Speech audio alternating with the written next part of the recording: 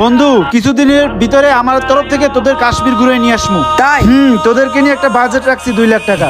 ভাইয়া আসসালামু আলাইকুম ভাইয়া। ওয়ালাইকুম আসসালাম। হঠাৎ করে আমার দোকানে? একটু কাজ ছিল ভাইয়া, বাবা মা মারা যাওয়ার আগে এই দোকানটা আমাদের দুই ভাইয়ের নামে লেখা দিছিল। তো আমি কখনোই তো এই দোকানের ভাগ চাই নাই, কারণ আপনি বিয়া শাদী করছেন, আপনার ছেলে মেয়ে আছে, আমার ভাই ভাতিজারা। তো ভাইয়া ছোট থেকেই তো নিজের টাকায় চলাফেরা করলাম। তো আমি বাইরে চলে যাবো ভাবতাছি, তার জন্য আমার 1 লাখ টাকা লাগবে। সব টাকাই গুছিয়ে ফেলছি, 1 লাখ টাকার জন্য আটকা রইছে। এখন আপনি যদি 1 লাখ টাকা দিতেন আমি বাইরে চলে যেতে পারতাম। ভাইয়া তুমি কোন দেশে যাইতাছো? সৌদি আরব ভাই। ও এটা তো ভালো দেশে যাইতাছো। কি কস? আমার কাছে তো কোনো টাকা পয়সা নাই। দাঁড়া, তোর বিষয়টা দেখতেছি পরে। কি খবর ভাই, কেমন আছেন? আলহামদুলিল্লাহ আছি ভালো। কি অবস্থা? আলহামদুলিল্লাহ ভালোই আছি। কয়টা টাকা পাইবেন?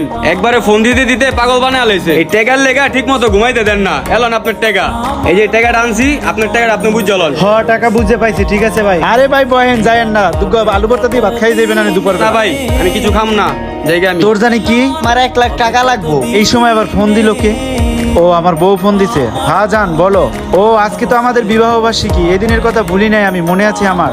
ও তোমার জন্য 1 লাখ টাকার গহনা বানাই দিছি, সমস্যা নাই, কিছুক্ষণ পর বাসায় দিয়ে যাবে ডেলিভারি ম্যান। আচ্ছা ঠিক আছে, থাকো তাহলে, আমি কিছুক্ষণ পর বাসায় আসতেছি। ওই বেটা তোর ভাই দি গেল গা, তোর ভাই দি বিদেশ যাইবো বেটা। 1 লাখ টাকা দিতি, 4 লাখ টাকা মিল করে লইছে। 1 লাখ টাকা নাকি শর্ট, তাহলে 1 লাখ টাকা দিতি বেটা। আরে বেটা এখন টাকা পাবো কই দি? 1 লাখ টাকা বউরে গহনা কিনে দিছি, আর 2 লাখ টাকা টুরের জন্য রাখছি। ওই বেটা এই পেছাল বাদ দে। মামা তোর তো আজকে বিবাহ বার্ষিকী, টিট দিতে কইলে যাবি ক? কই যাবি ক? তোরা কই যাইতে চাও? মামা চল বারে যামু, আজকে ড্রাগন বারে যামু, ভরপুর গলা ডুবাই আরে যাবি? চল মামুন বাড়ি চল। না বন্ধু আমি বারেটারে যাম না, তোরাই যা। হঠাৎ করে মনটা খারাপ হয়ে গেছে, যা বন্ধু আমি যাবো না। ল বেটা যাই, না। একসাথে সবাই চিল করবো, এনজয় করবো। কি কর, তুই যাবি না? আমি যাবো না, তোরাই যা। ঠিক আছে বন্ধু চল আমরাই যাই। কথা বেটা, মামুন আমাগুলোকে যাইবো না, দেখ একা একা কাজ করে গেল গা। তাহলে চল আর কি করবো, আমরা দুইজনে যাই। দোকান কি বন্ধ করে দিব না খোলাই থাকবো? ভাই আপনি দোকান থেকে কই গেছিলেন? আরে আমার ফ্রেন্ড সার্কেল আসছিল, ওদেরকে নিয়ে একটু আড্ডা দিয়ে আসলাম। ব্যাংক থেকে একটা নোটিশ দিয়ে গেছে, দেখেন তো এটা কিসের? আচ্ছা ঠিক আছে, আমি দেখতেছি, তুই যা। আচ্ছা ঠিক আছে ভাই। ব্যাংক থেকে নোটিশ পাঠাইছে, ব্যাংক থেকে যে লোন আনছিলাম ওই লোনের টাকা পরিশোধ করতে হইব। কি করব বুঝতে পারতেছি না, এত টাকা কই দিয়ে পাবো এখন? দেখি বন্ধু বান্ধবের ফোন দিয়ে কি করা যায়। হ্যাঁ দোস্ত, তোর একটা আমার দোকানে আয় তো। কে বন্ধু কি হইছে? ইমার্জেন্সি বন্ধু? হ্যাঁ ইমার্জেন্সি আয়। কি রে বন্ধু কি হইছে? হঠাৎ করে এত ইমার্জেন্সি ডাকাইলি দোকানে, ঘটনাটা কি হইছে? যে ঝামেলায় পড়ছি দেখ, আমি পুরো একটা নিঃস্ব হয়ে যাবো।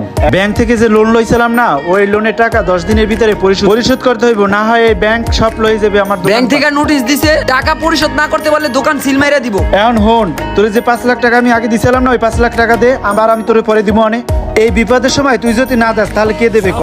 বন্ধু তুই যে আমার যে 5 লাখ টাকা হাওলাত দিছিলি, ওই 5 লাখ টাকা যদি তোরা দিই তাহলে তোর ব্যাংকের লোন পরিশোধ হইতাছে না। ব্যাংকের লোন হইলো গিয়া তোর 1 কোটি টাকা, আর আমি বা হুট করে 5 লাখ টাকা তোরে কইতে দিগা দিই ক বন্ধু? কি করবো, আমার তো সব দোকান পাটে এখন যাইবো। আমি পারুম তোরে 1-1.5 লাখ টাকা ম্যানেজ করে দিতে, তোর লোন তো বেটা 1 কোটি টাকা।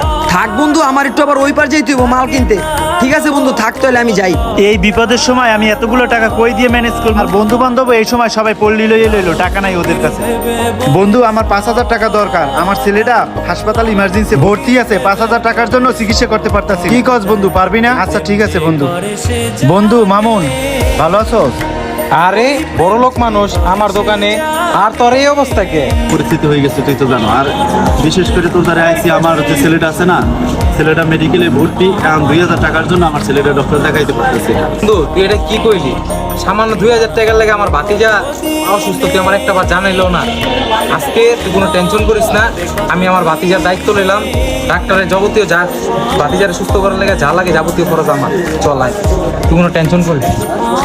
গতকালকে বিদেশ থেকে আসলাম, যাই এই গল্লিতে যে এলাকার ছোটবেলার বন্ধুগুলোর সাথে একটু দেখা সাক্ষাৎ করে আসি। এলাকা কত পরিবর্তন হয়ে গেছে গা। বন্ধু তোর ছেলের ইমার্জেন্সিতে কত লাগবে? 2000 টাকা লাগবে। এলো 2000 টাকা এলো, আর ওষুধ মষুধ কি লাগে আমি দেখতাছি। তুই কোনো টেনশন করিস না, তোর পোলা সুস্থ হয়ে যাবো। আরে ভাইয়া তুমি এইদিকে?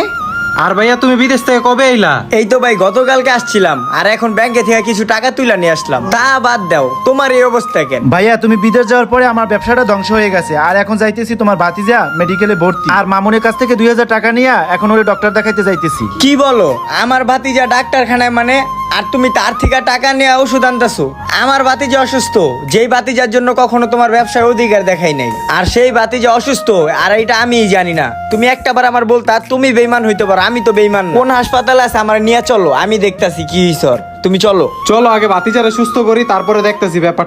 বিপদে পড়লে আপন মানুষগুলোই এসে পাশে দাঁড়ায়।